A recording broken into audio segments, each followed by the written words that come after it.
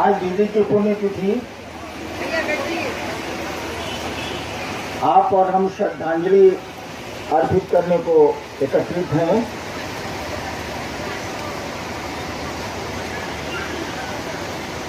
अभी मेरे पहले लवली बोल रही थी, एक बार उसकी कहानी है कि वो सलीम चिश्ती के दरबार में गई। तो मेरा भी कुछ ऐसा ही स्वभाव है, मैं मंदिरों और ऐसी जगहों पे भीतर नहीं जाता। दोष हम ही लोगों का है, खुदा तो मेहरबान है। ये नहीं जा रही थी, लोगों ने बहुत जिद किया अंदर चलने को, बोले कि मरे हुए आदमी के यहाँ हम जाके क्या करेंगे। लवली ने कहा, ठीक मेरे पहले जो बोल रही थी अनुनीता, कहा कि मरे हुए आदमी के पास हम जाके क्या करें, हम नहीं जाए। ये बॉडीगार्ड भी था इनके साथ, दो वर्दी में था। कहा कि दीदी चलिए ना, दीदी चलिए ना। इनके डॉक्टर साहब भी थे, उन्होंने भी रिक्वेस्ट किया, नहीं तैयार हुई कि ना हम नहीं जाए। अंत में किसी तरह मानी और गई, लेकिन सेजदा नहीं किया। लौटने लगी तो एक आवाज कान में आई, आज भी वो बोलती है तो उसके रोए खड़े हो जाते हैं।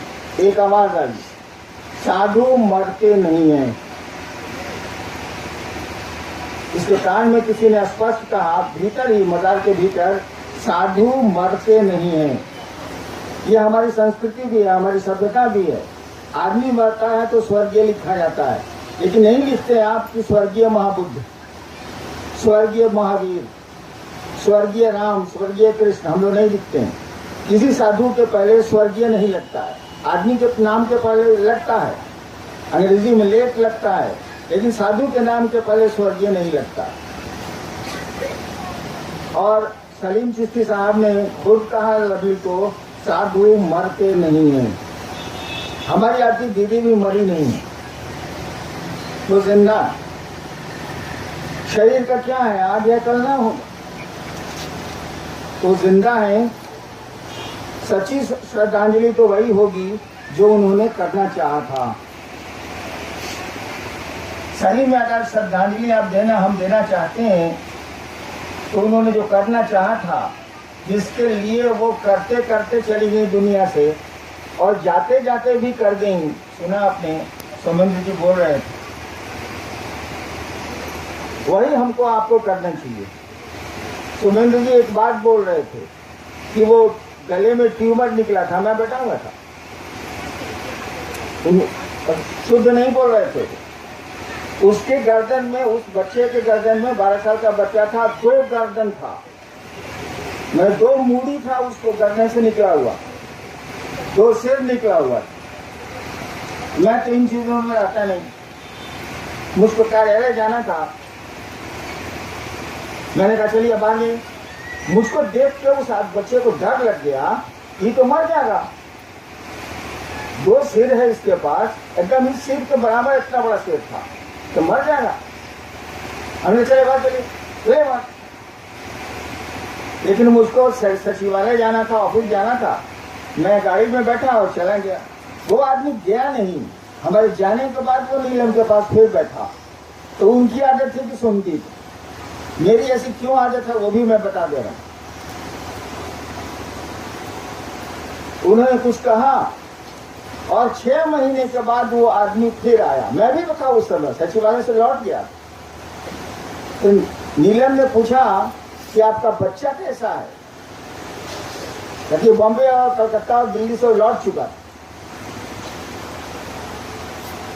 उसने कहा क्या बगल में है।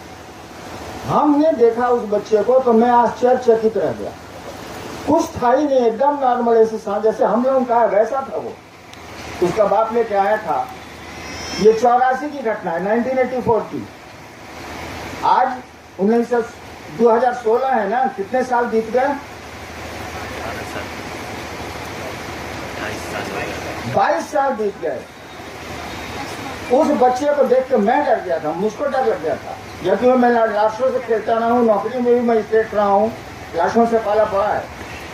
मैं डर गया था कि तो मर जाएगा ये। और आज 22 साल बीत गए, उस आदमी को मैंने फिर कभी नहीं देखा, उसके बाप को फिर कभी नहीं देखा।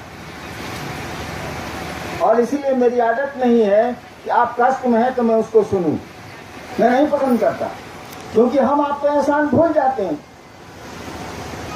हम आपको दूसरों के द्वारा किया गया भला भूल जाते हैं, इसलिए मेरा मन नहीं करता।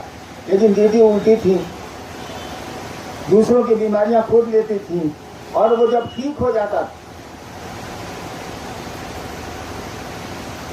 तो फिर वो कहाँ जाता था कोई ठिकाना नहीं है। रांची में एक आदमी है, वो बच्चे की लाश लेके आया था हम लोगों के पास, रांची में रहता, लाश लेके आया, लगभग बच्चा मरा हुआ था। उन्होंने कुछ कहा और बच्चा चला गया, फर्स्ट क्लास है, बहुत अच्छा है।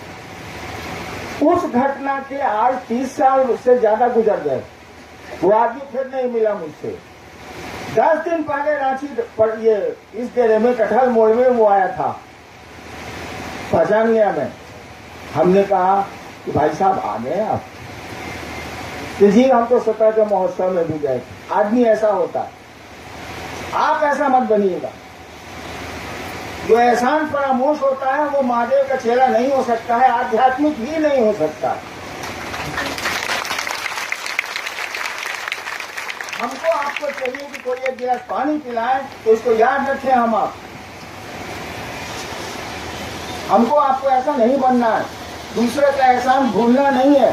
दूसरे ने जो आपके लिए हमारे लिए किया है उसको भूलते वो लोग हैं जो इंसान नहीं होते। और मेरा मानना है कि शिव इसको पसंद नहीं करते। सुना आपने जो कह ही रहे थे कि वो तो विष पीता है, अमृत दूसरों के लिए छोड़ देता।